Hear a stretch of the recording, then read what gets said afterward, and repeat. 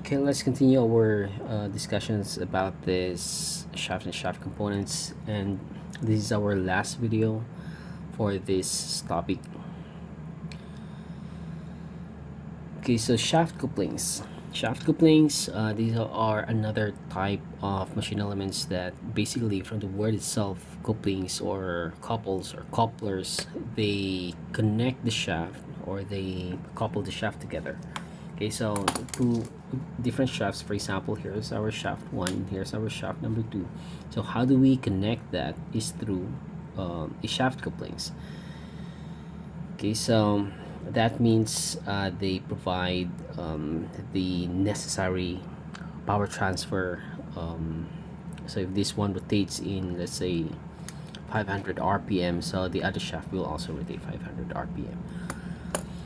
Okay, so let's read here in our lecture handouts. The purpose of a shaft coupling is, number one, it is to provide for the connection of shaft units that are manufactured separately, such as a motor and a generator, and to provide for this connection for repairs or alteration. The example of that is right here. Let's say this is a speed reducer. It's generally called as a gearbox.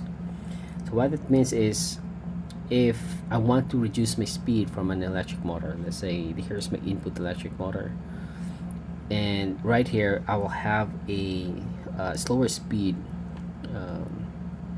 for example. So how do I connect the shaft from an electric motor to this device, or how do I connect the shaft, let's say my line shaft or my equipment shaft, to this stub shaft? So that is through the use of a coupling. Okay, so there are many types of couplings actually, and later we will discuss that in details. So number two, another purpose is to provide for, right? So it's to provide for misalignment of the shafts to introduce mechanical flexibility. And what that means is, sometimes when we connect shafts together, they're not really aligned, or somehow there is some discrepancies in, let's say, in the angle or in the distances. So that's the reason why sometimes, or not really sometimes, but oftentimes, it is desirable to have this accommodation of misalignments, and the shaft couplings allows that. I mean, depending on the type, some types allows just a small, I mean, it allows small accommodations, and other types allows larger accommodations in terms of angles or offset distances. Okay, and number three, to reduce the transmission of shock loads from one shaft to another. So here, for example, here the shaft experiences shock loads. So because of the couplings, it will not transmit the shock loads to the other shaft. Okay, so somehow there is a damper in the coupling. So I have here actually one type of couplings that I've found in our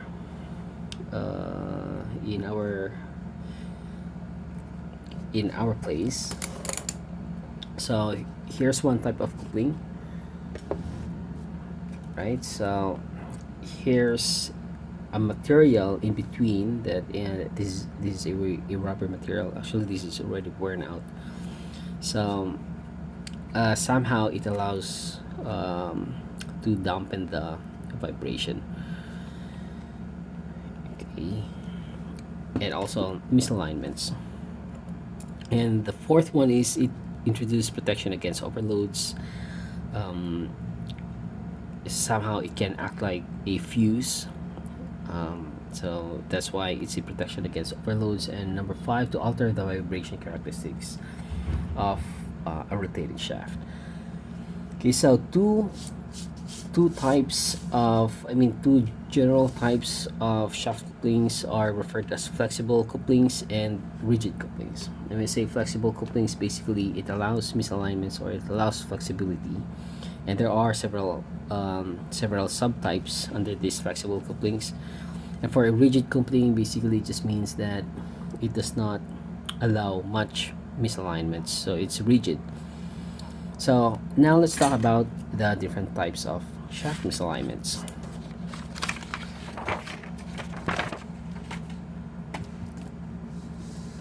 Right, so right here, here's our types of shaft misalignments. We have number one, we have misalignments along the axial direction.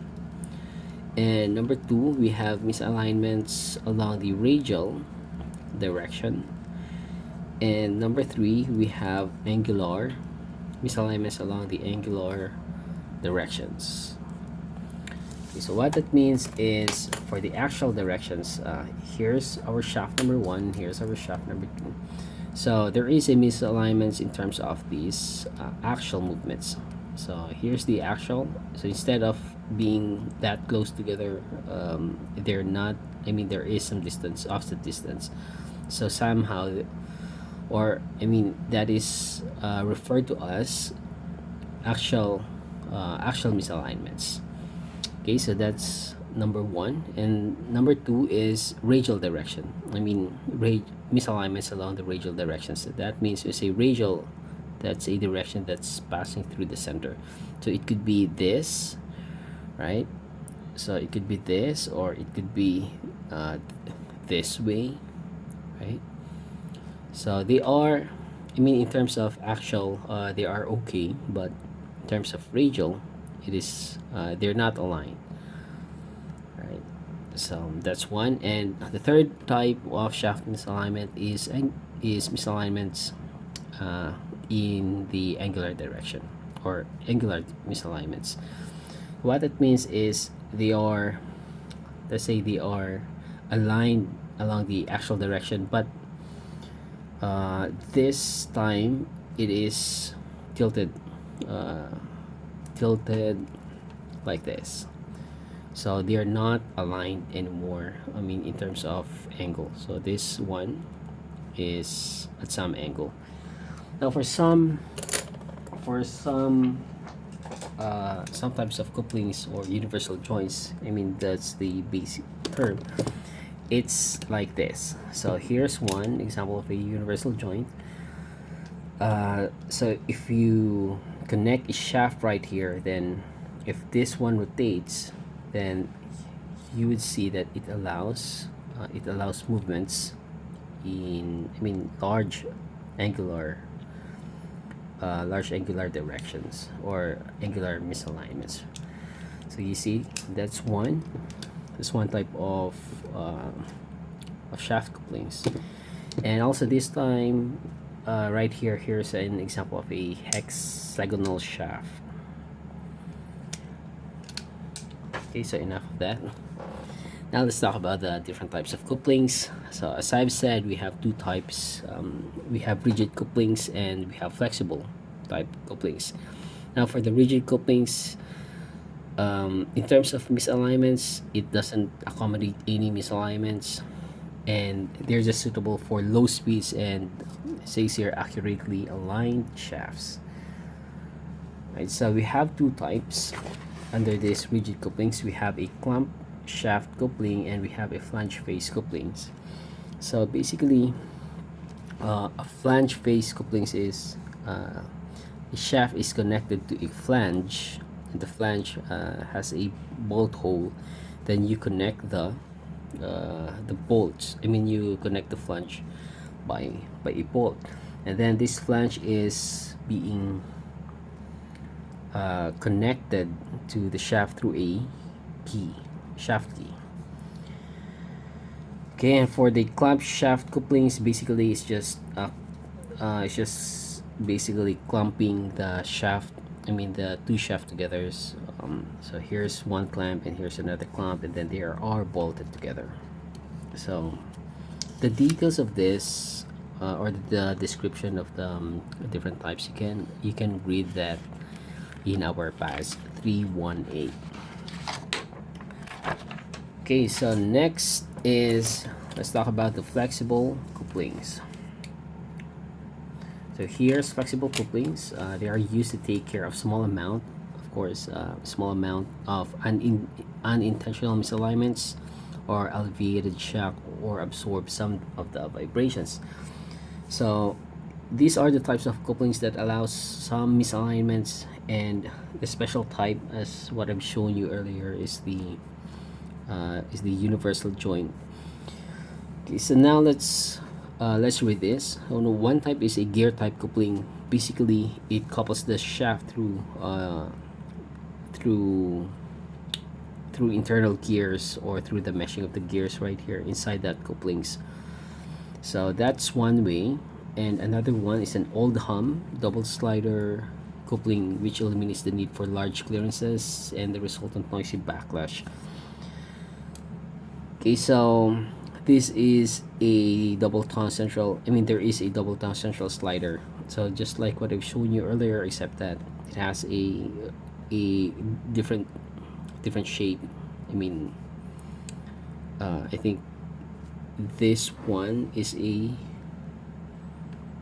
I don't know, maybe later we'll see that.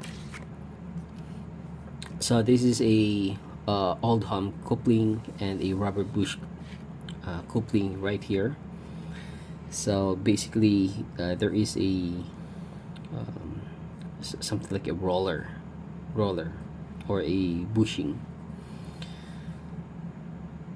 Okay, let's read it here. Rubber bush coupling, the coupling cushions by means of steel pins bolted alternately to one flange, and the sliding in self-lubricated bronze bushings. So rubber cushion in the opposite flange. The construction permits free axial movement. So this type of coupling allows axial misalignments. For the roller chain, so instead of having a gear teeth, it's just basically having a sprocket teeth in these couplings, and then it is being connected by a double strand chains.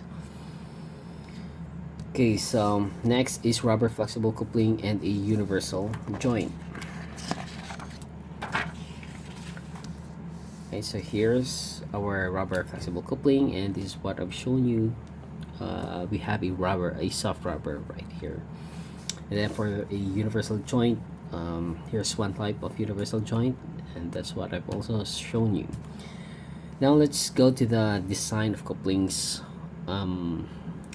Basically, we say design of couplings. Basically, it means selection of the proper type of couplings, and of course we need to consider the misalignments, and also the torque ratings, or the power ratings. Now, in terms of Philippine Agricultural Engineering Standards, this is specified in PAS 318. Okay, so there are dimensions and ratings for each type of couplings, and they are given in tables. So here it is, and you can just read everything on your own if you'd like. So there are applications, also descriptions, and it also includes clutches, right? So clutches, couplings, and splines. Okay, so right here, couplings starts at section 4, and then you would see here dimensions and ratings of coupling. So starting at table 4, starting at section 4.3, you would see here dimensions of coupling shall be as specified in tables 4 to 11. Table 6 to 11 also includes the power ratings of flexible couplings. So what that means is, if you check the table, you'll see the dimensions, you'll see the shaft diameter. Right here, if it's say A, B, C, D, E, so you just have to check the figure. Okay, and some tables includes power rating, so such as this. Table 6 says power at 100 rpm. So just take note, this is not just the power, but rather power at 100 rpm. Okay, and what's gonna be the maximum RPM, and the bore size, and then the misalignments. So basically, when we compute or when we select for a coupling, then we just have to determine the power, because once we know the power and the shaft size is already determined in the computation, so you just have to check the bore size if it fits.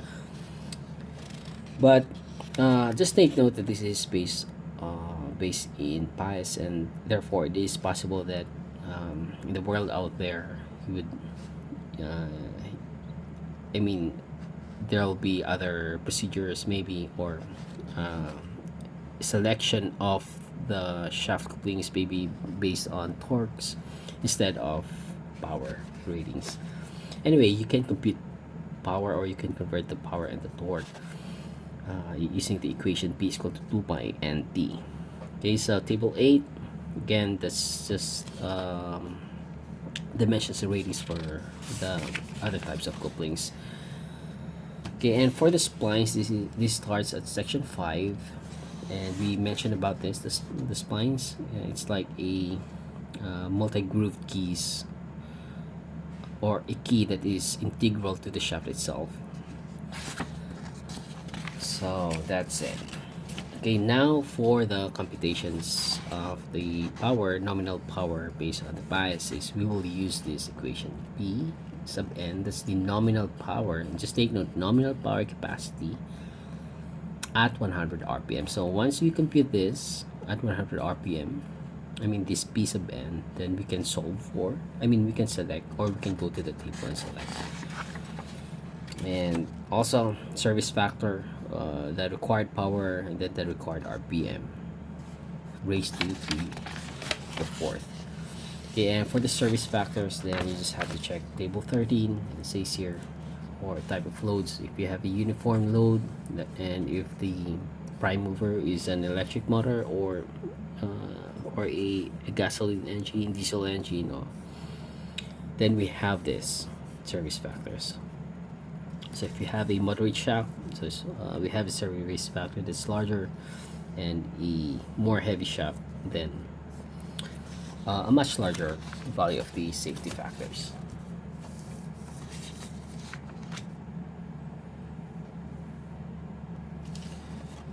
Okay, so if we do one sample problem regarding the shaft couplings, then let's say it says here, select a coupling to transmit 12 HP of power from a gasoline engine to a line shaft running at 800 RPM. Use the chain coupling. I think this should be is preferred. Okay, and by the way, I also recommend you to check the manufacturer's catalogs regarding their procedure, or their specifications regarding these different types of shaft couplings. Okay, and let's just assume moderate shock loading, and the coupling is to fit a 25 mm diameter shaft. Okay, so in terms of design procedure, we just need to solve for the design power, right? And then number 2, refer to the power rating tables or to the manufacturer's catalog to determine the proper size. Then of course, you just have to check the bore size, because the bore size, this is governed by the shaft.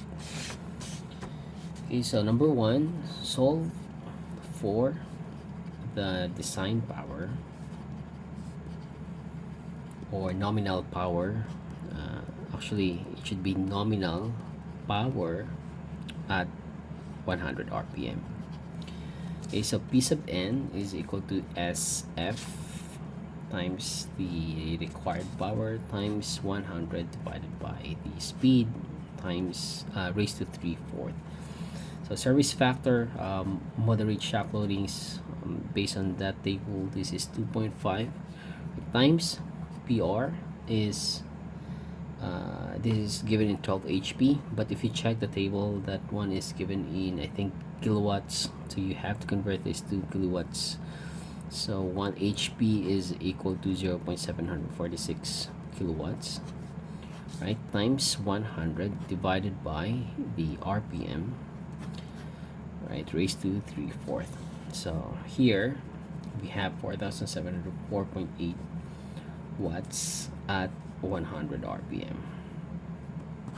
So next is go to the table.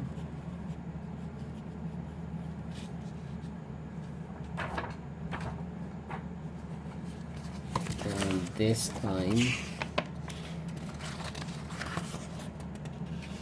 so it says here table 9. This is dimensions and ratings for roller chain flexible couplings. So our computed value is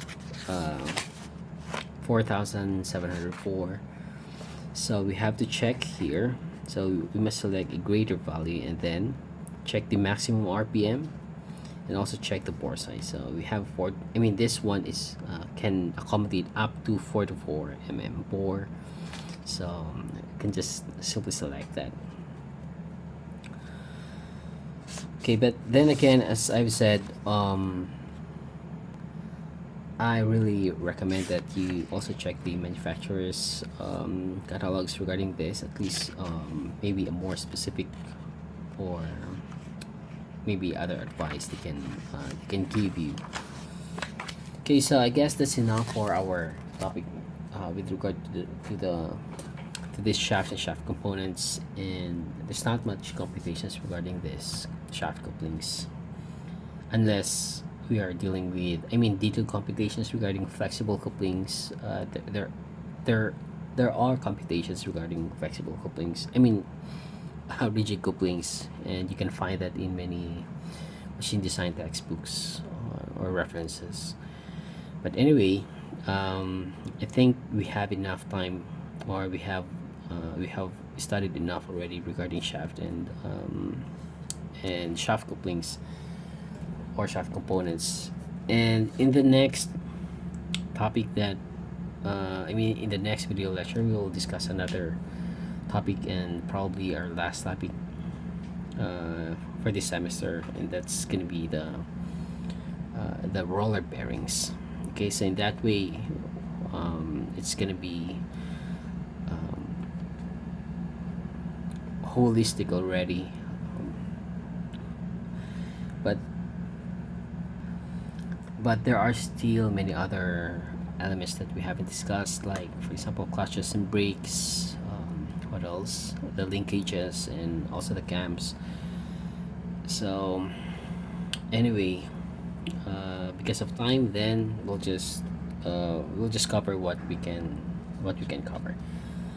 Okay, so see you in the next video.